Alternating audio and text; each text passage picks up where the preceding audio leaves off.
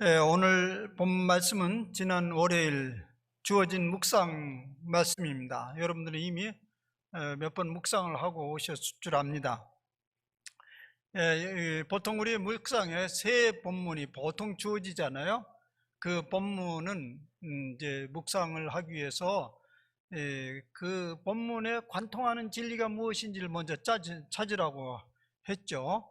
오늘 요새 이제 우리가 사용하는 그 말씀은 그 세 가지가 잘 연결되어 있습니다. 가장 훌륭한 이제 이 작품 중에 하나입니다. 근데 오늘 말씀을 관통하는 그 핵심적인 얘기는 무엇일까? 그것은 과연 생명의 풍성함이 어디 있는고 하는 그 물음에 대한 답입니다. 오늘 두 말씀, 누가복음 말씀과 로마서의 말씀, 그 공통적인 내용은 이제 상속을 받는 장면입니다. 하나는 하나님의 약속을 상속받는 아브라함이 등장하고요. 다른 하나는 부모가 남겨온 재산을 상속받으려는 어떤 사람이 등장하고 있습니다. 이 두 가지 상속에는 서로 다른 차이가 있습니다. 하나님의 약속을 상속받으려는 사람에게는 다툼의 여지가 없으니 마음을 상할 일이 없습니다. 반면에 재산을 상속받고자 하는 사람에게는 다툼의 여지가 있으니 마음을 상하게 됩니다. 그리고 하나님의 약속을 상속받는 사람에게는 현재부터 영원까지 이어지는 유익이 있습니다. 반면에 재산을 상속받으려는 사람은 장래도 보장할 수만 없을 뿐만 아니라 오늘 말씀에 의하면 현재도 보장할 수 없다는 내용입니다. 우리는 지금 양극단을 보고 있습니다. 하나는 이 재물에 대한 마음이고 하나는 하나님의 나라에 대한 마음이죠. 이 양극단에서 우리의 생활은 이 사이를 왔다 갔다 하고 있습니다.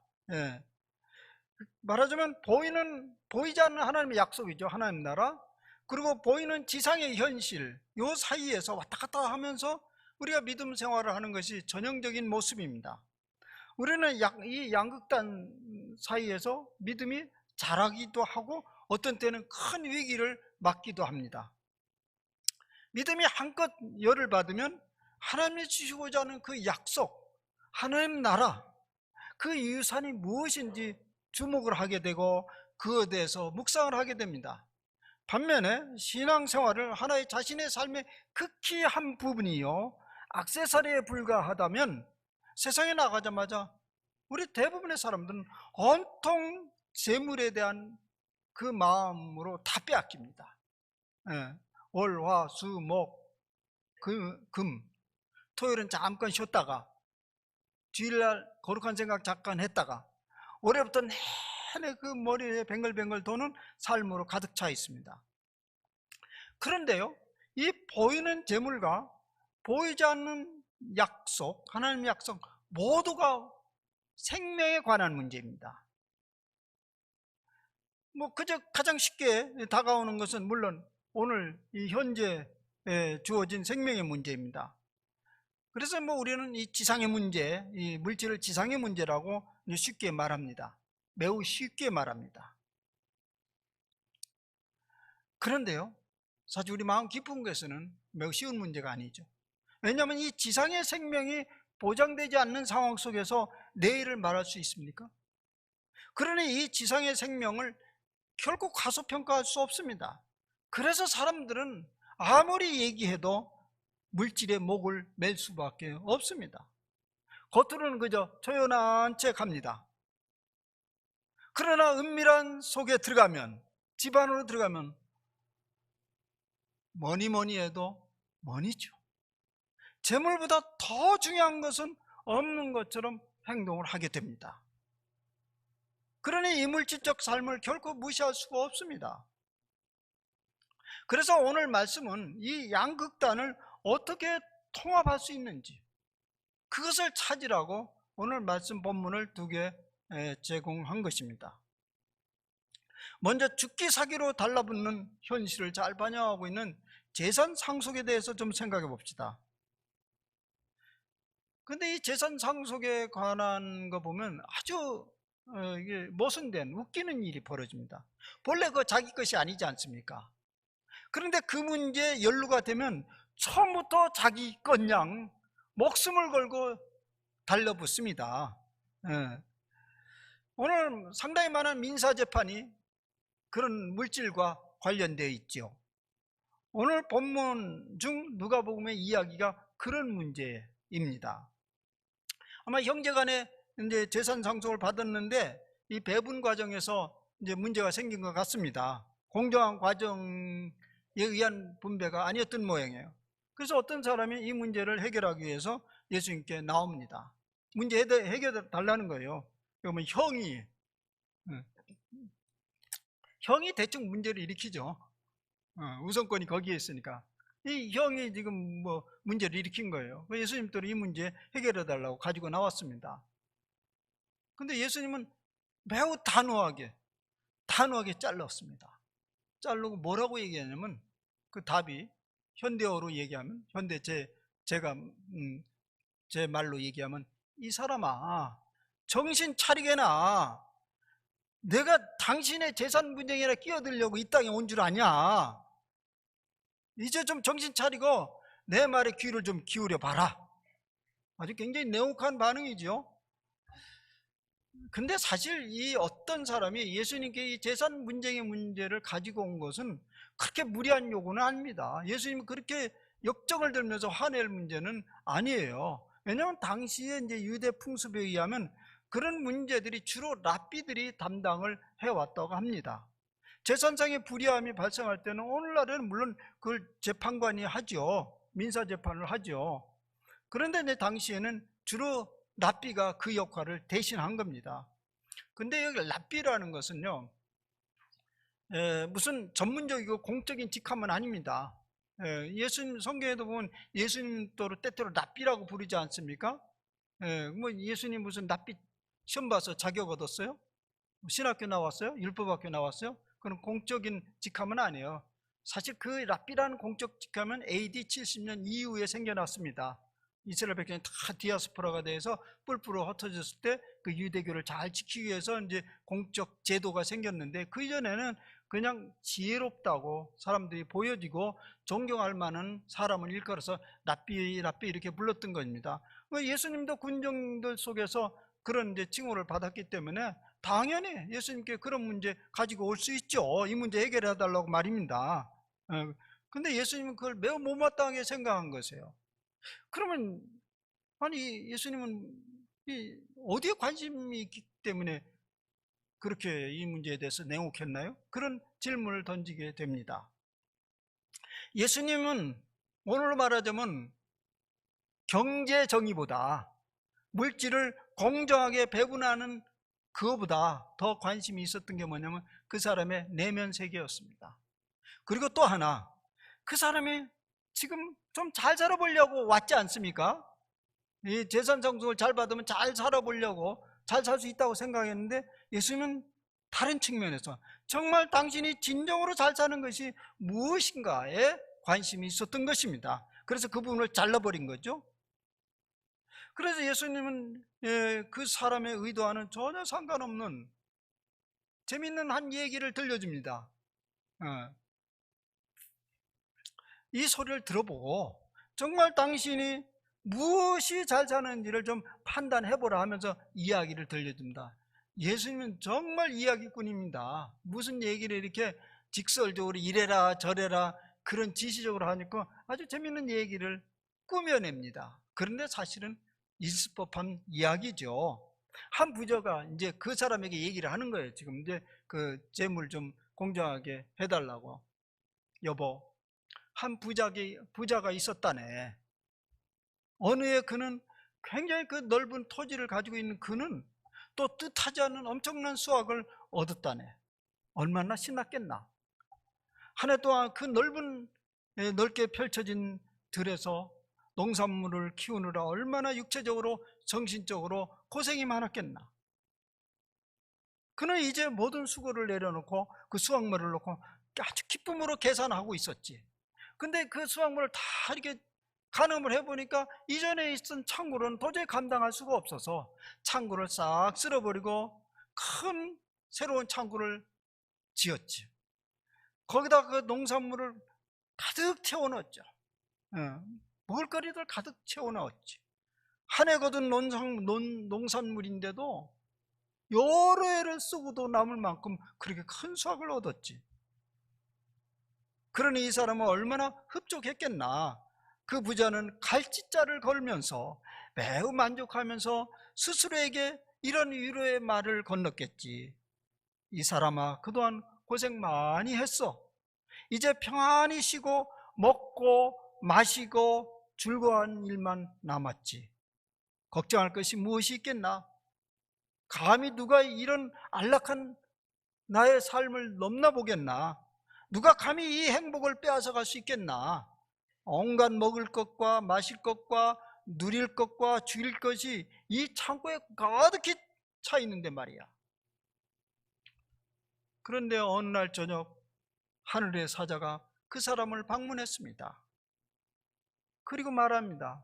이 어리석은 사람아, 미안하지만 이제 손 털고 나와 가야겠어. 내 몫은 여기까지야.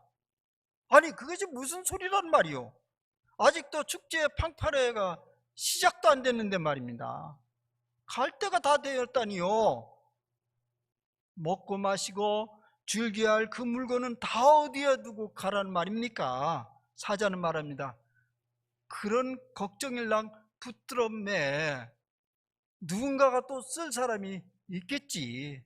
너는 손 털고 나를 따르려면. 재밌죠? 전혀 있을 수 없는 이야기입니까? 어때요? 공감이 가요? 이런 일은 전무후무합니까? 우리는 이미 많이 들어왔어요. 참 이 사람 고생 많이 했어요. 이제 살만했더니 어때요? 공감이 되는 이야기죠. 또 어떤 사람은 공감이 안 될 수도 있어요. 감히 이 부자와 나를 비교하다니 턱도 없는 일이지. 아니 뭐 열에 먹을 거 있으니 근심 걱정하지 말라고요? 당장 내일도 지금 간당간당한데 그 나랑 해당 안 된다고 생각합니까? 사실 예수님의 이 비유의 말씀은 부자가 된 사람만을 일컫는 말은 아니죠. 물질과 관련된 인생관을 말하는 것이죠. 오늘 현대사회에서 비일비재하게 일어나는 일입니다. 집안이 재산이 얼마가 있건 그 문제 때문에 형제자매들이 관계가 소원해지고 심지어는 부모 자식 간의 관계에도 치명적인 상처를 입히지 않습니까? 사소한 물질로부터 시작된 것이 마침내 집안의 명예와 자존심으로 확산되고 심지어는 생명의 위협으로까지도 이어가지 않습니까? 특히 가끔 신문에 나온 재벌가들의 그 재산 상속은 정말 무시무시해요. 전쟁과 같아요. 그때 그야말로 와, 재물이 저렇게 무섭구나 하는 생각을 하게 되지 않습니까? 분명 재산 분배 과정에서 억울한 사람이 있기 마련입니다. 그 억울함을 호소하기 위해서 법정에 서기도 하고 또 믿는 사람들은 하나님께 밤샘 세워서 매달리기도 합니다. 이 억울함을 풀어주세요. 풀어주세요. 뭐 지난 수요일에도 예를 들은 건데요. 이 생각은 이런 생각이 들어요. 저는 이 억울함을 풀어주세요. 풀어주세요. 이거는 꼭 이런 상상이에요. 인도네시아 가면요, 원숭이를 잡으려고 방법을 쓴다잖아요. 그러면 이 호리병 이렇게 목이 적은 거기다가 바나나를 넣는단 말입니다. 그 원숭이는 거기다 손을 팍 짚고 손에 잡으려고 하는데 안 빠져요. 그 순간 원숭이는 불안하기 시작해요. 그리고 원숭이가 하나님께 기도합니다. 주여, 여기에 평화를 주시옵소서. 이 문제를 해결해 주시옵소서. 그럼 됩니까? 이건 놔야 되잖아요. 근데 이건 넣을 수가 없어. 그런 상태예요. 물질에 얽매이지면 이 문제를 해결해 주시옵소서. 놓으면 되잖아. 그게 말이 쉬워요? 이래요. 말이 쉬워? 그러면 여기서 지금 죽는 게 더 쉬워? 그런 문제를 오늘 제기하는 것입니다. 묻습니다. 당신은 과연 물질과 생명 중에서 무엇이 소중하다고 생각합니까? 물론 쉽게 대답할 수 있는 단답형 질문은 아닙니다. 누구나 피상적으로는 물질보다 생명이 소중하다고 말하죠. 그런데 실제로 삶의 현장으로 들어가면 생명과 물질을 우리는 쉽게 동일시해 버립니다. 그래서 물질 때문에 마음이 상하고 또 영혼이 마음껏 병들도록 방치해 버립니다. 이에 대해서 예수님은 명확하게 가르치고 있습니다.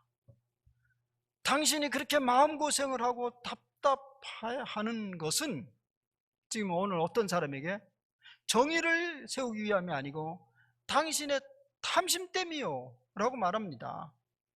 물질과 생명을 동일시하는 그 근본적인 요인은 뭐냐면 탐심입니다. 탐심이 있는 사람은 이걸 분별할 줄을 모릅니다. 그래서 그 탐심이, 물질이라는 건 생명을 풍성케 하는 것인데 우리의 탐심과 얽혀진 그 물질은 우리 생명을 갉아먹게 됩니다. 그래서 예수님은 그렇게 말씀하셨습니다. 사람의 생명이 그 소유에 넉넉한 데 있지 아니하니라. 과연 그러합니까? 이론적으로 동의하라는 말씀이 아니고 삶으로 동의할 수 있느냐는 말씀입니다. 그러면요, 물질과 생명은 전혀 상관이 없는 것입니까? 그렇지 않습니다. 이 세상에는 물질로 가득 차 있어요. 지금 물질로 가득 차 있어요. 내가 소유하지 않으면 누군가는 다 소유해요. 네. 물질은 생명과 떼어낼 수 없는 관계에 있는 것은 사실입니다. 그런데 문제는 이것입니다. 문제는 이것이에요. 21절에 오늘 누가복음 21절 말씀인데요, 자기를 위하여 재물을 쌓아두고 하나님께 대하여 부유하지 못한 자가 이와 같으니라. 아와 같이 그런 어리석은 자는요, 자기를 위하여 재물을 쌓아두고 하나님에 대해서는 부유하지 못한 자를 말하는 것이죠. 이것을 말씀을 뒤집어 버리면 이렇습니다. 우리가 이 땅에 사는 동안에 물질과 관계를 끊을 수는 없으나 자기만을 위하여 물질을 쌓아두지 말고 하나님께 대하여 부유하게 된다면 그 물질이 생명을 부유케 할 수도 있다는 얘기입니다. 그럼 하나님께 대하여 부유하지 못한 자가 무엇인지 이제 우리는 이미 파악했습니다. 자신의 안녕만을 위하여 자신의 육체적 최대한의 안락을 위해서 부지런히 물질을 쌓아두는 사람을 말합니다. 즉 자기의 생명을 육체와 동일시하는 사람들에게 일어나는 일입니다. 왜 돈을 벌어야 합니까?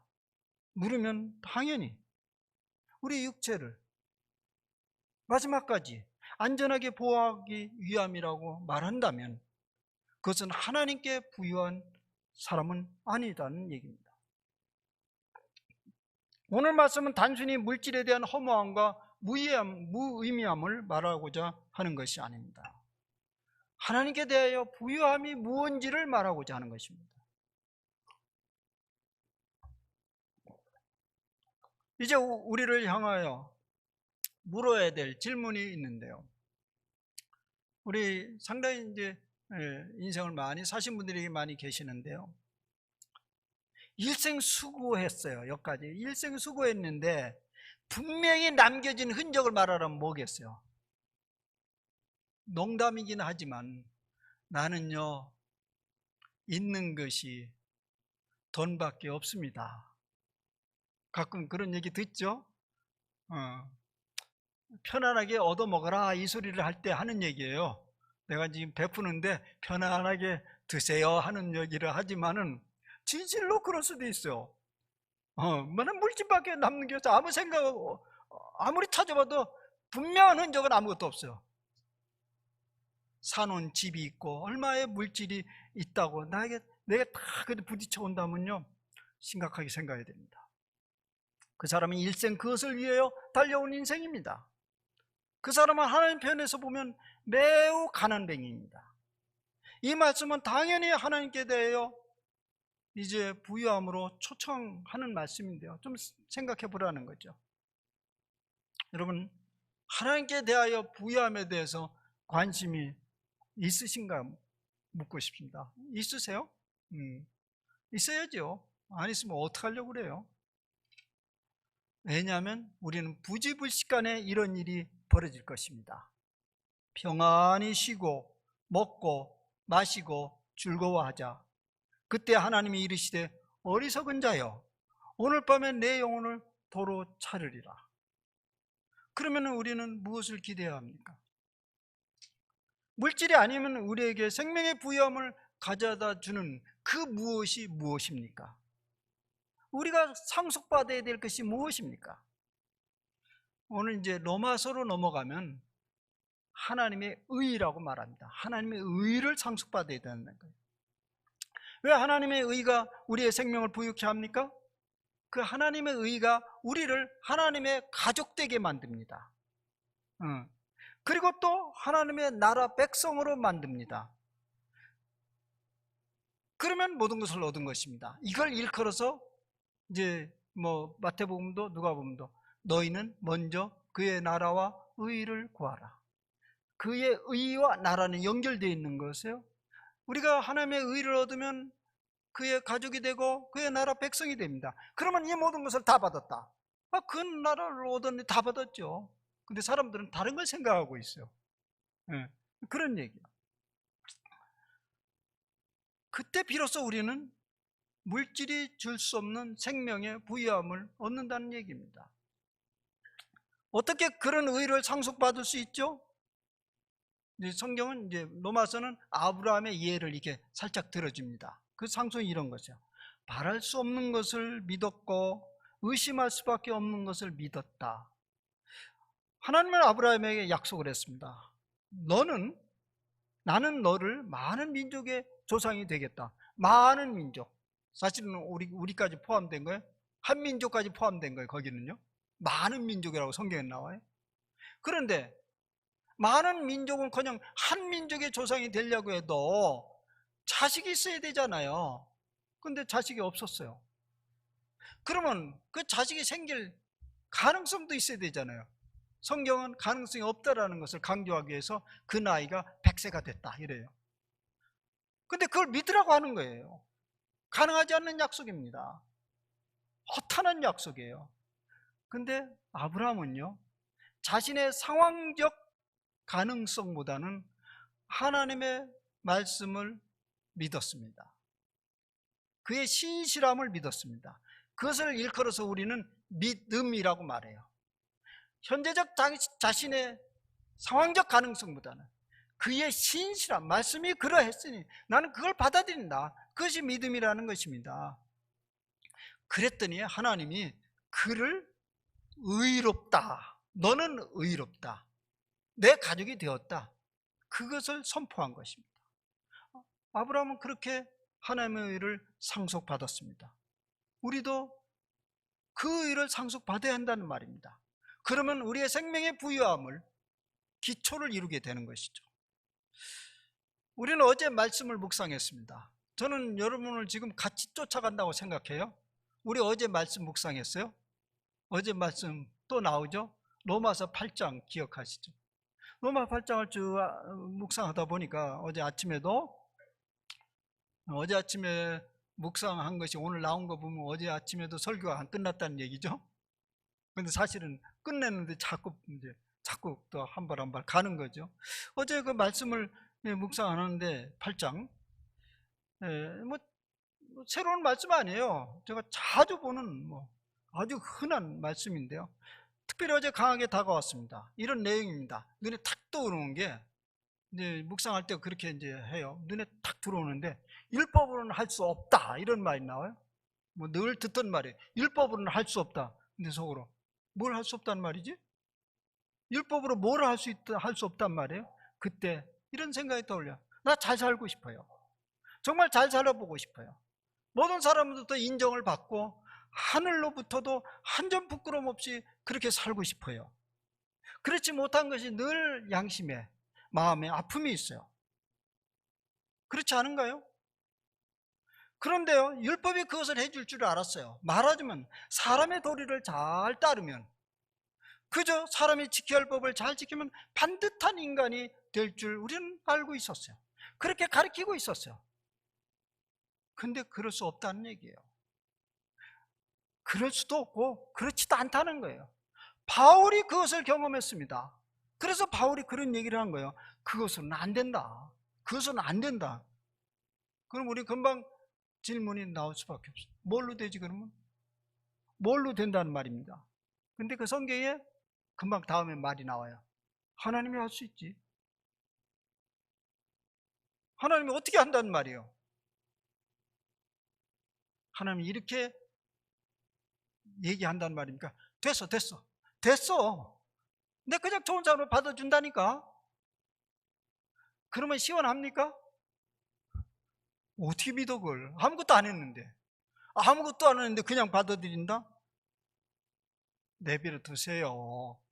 이렇게 나올 수 있어요. 그래서 성경은 그 이유에 계속 나옵니다. 하나님은 당신의 아들 예수 그리스도를 이 땅에 보내셨습니다. 그리고요, 우리의 불의함을 그 육체에다 몽땅 뒤집어 씌워버렸어요. 말하자면 새카맣게 만들어버렸어요. 하나님의 아들 예수 그리스도를 이 땅에서 새카맣게 씌워버렸어요. 이거 어디다 써요? 쓸 데가 없어요. 그래서 죽었어요. 근데 이 말이 여러분들에게 낯설게 들리지만 유대인들은 생생하게 들립니다. 유대인들은 그런 일을 반복해서 했지 않아요. 속죄 제물을 이제 양을 갖다 놓고 양에다 모든 죄를 다 뒤집어 세워요. 대신. 그리고 그 양을 광야에다 버려요. 유대 광야. 물이 없어요. 풀도 없어. 그것도 던져요. 그럼 양은 거기서 엄매엄매 헤매다가 바짝바짝 말라서 죽어갑니다. 왜 버려요? 쓸 데가 없어요. 새카매져가지고. 하나님 아들 예수 그리스도에게 우리의 불의함을 몽땅 뒤집어 쓰여버려가지고 쓸모가 없어서 죽었어요. 거기서 끝났으면 우리는 슬픈 일이죠. 그래서 어떻단 말이냐? 근데 하나님이 그 예수님을 다시 살리셨습니다. 그것이 무엇을 의미하는 것입니까? 예수님이 살아난 것처럼 그렇게 그를 믿는 사람은 그렇게 새 사람이 될 것이고 그렇게 살 것이라는 것을 말한 것입니다. 이것을 믿는 사람은 그 하나님의 의를 상속받았다는 얘기입니다. 그것이 오늘 본문의 4장 24절 25절에서 이렇게 요약하고 있습니다. 예수 우리 주를 죽은 자 가운데서 살리신 이를 믿는 자는 의롭다고 인정을 받는다. 예수는 우리가 범죄한 것 때문에 내어줌이 되었고 또한 우리를 의롭다 하시기 위해서 살아나셨다. 예수님의 부활은 우리를 의롭게 하시기 위함입니다. 그것을 믿으면 하나님의 의를 상속받습니다. 하나님의 의를 상속받은 사람은 하나님의 가족이 되었고 하나님 나라의 백성이 되었습니다. 따라서 우리는 하나님 나라 속에 살게 되는 것인데, 그러면 우리는 가진 물질이 얼마가 되든 그것이 어떻게 사용되지는지 알게 되겠죠. 여러분, 이런 소리를 들어본 적이 있습니까? 나는 부모님으로부터 강남 테헤란로에 위치한 10층짜리 빌딩 한 채를 유산으로 받았다. 들어보셨어요? 들어보셨어요? 내가 아는 분이 그렇게 됐어요. 테헤란에 10층 이상이에요. 근데 10층 이상은 제가 생각이 안 나요. 어디 더 올라간 것 같은데 그 유산을 받았어요. 아이, 그 소리를 들었는데 얼마나 부러운지요. 얼마나 저 사람 좋을까, 행복할까. 요새 젊은 사람들이 그거 아니야. 빌딩 하나 사는 게 무슨 소원. 테헤란로 아니어도 양평이라도 얼마나 부러워요. 일생 물질로 보장된 삶을 물려받았으니 말입니다. 금수저 물고 태어난 사람을 바로 이런 사람이라고 그래요. 제가 때때로 만나는 분입니다. 근데 저에게 돈 주는 일은 없고 하여튼 만납니다.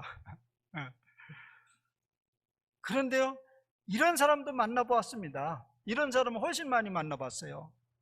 저는요, 땡전 한 푼 물려받은 건 없습니다. 물론 집 한 채 물려받은 것도 없고요. 근데 우리 부모님으로부터 믿음을 유산으로 물려받았습니다. 이 소리를 들으니 어때요? 지금 느낌이 어때? 말씀해 보세요. 부러워요? 여러분들은 이렇게 묻는 사람이 있겠죠? 그거 얼마짜린데요? 네.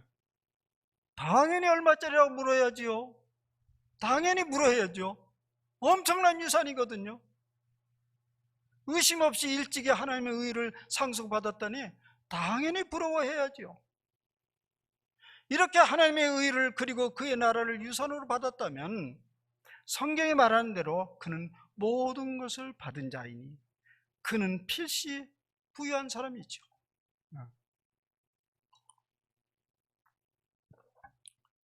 그는 생명의 부유함을 누리게 되기 때문에 그렇습니다. 그 사람에게 혹 물려받은 재물이 있다면 그것 또한 생명의 부유함을 얻는데 적지 않은 역할을 할 것입니다. 하나님의 의를 받았고요. 그래서 오늘 여기에서 하나님 나라를 믿고 그 나라의 완성을 꿈꾸는 그는 그 물질을 그렇게 사용할 것이기 때문입니다. 사랑하는 여러분, 이렇게 하나님의 의를 물려받은 사람은 재물이 얼마가 되었든지 안 빈 낙도의 삶을 누리게 될 것입니다. 구차하고 궁색하면서도 그것에 구속되지 않고 평안한 삶을 즐길 수 있다는 말입니다. 그리고 그런 사람은 분명히 확신할 것입니다. 사람의 생명이 그 소유에 넉넉한 데 있지 아니하고 오히려 약속하신 하나님 나라를 위하여 그 물질이 유용하게 쓰여질 때 그 생명의 부유함이 일어난다는 것을 믿을 것입니다. 한번 상상해 보세요. 혹여나 여러분 중에 얼마 되지 않는 재산을 처리하지 못하고 눈을 감았어요. 그런데 몇 자녀들이 그 남겨져 있는 재산을 공정하게 나누어 달라고 법정에 왔다 갔다 하는 그런 모습을 한번 상상해 보세요. 그러면 그건 하나님 보시기에 얼마나 죄송한 일입니까? 그것은 하나님 나라를 위해서 쓰여지는커녕 오히려 하나님 나라를 후퇴하는 것에 일이 쓰여졌기 때문에 그건 참으로 송구스러운 일이지요. 사랑하는 여러분, 하나님의 의를 상속받는 여러분들은 물질이 있으면 있는 대로 하나님 나라를 위해서 사용해질 수 있고요. 그래서 더욱 생명의 풍성함을 누릴 수 있을 것입니다. 물질이 없어도 그는 안 빈 낙도의 삶을 누릴 수 있는 능력이 있기 때문에요. 어쨌든 하나님의 의를 유업으로 이어받은 사람들은 얼마나 복된 사람입니까? 거저받은 하나님의 의의 능력을 충분히 발휘하여서 여러분 물질이 있든지 없든지 남은 생애를 생명의 부유함을 누리면서 사시리를 기원합니다. 기도합시다.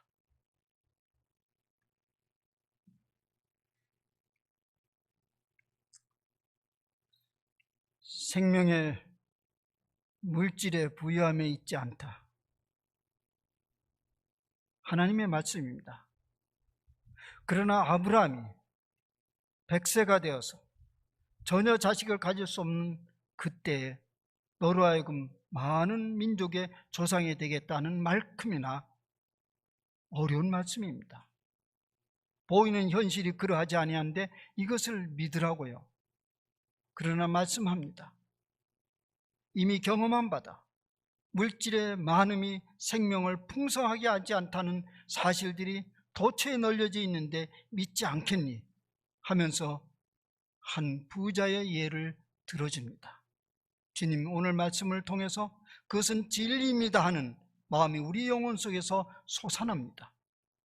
주님, 그 물질은 오늘도 장래도 보장할 수 없는 것임을 아멘하고 우리는 받아들입니다.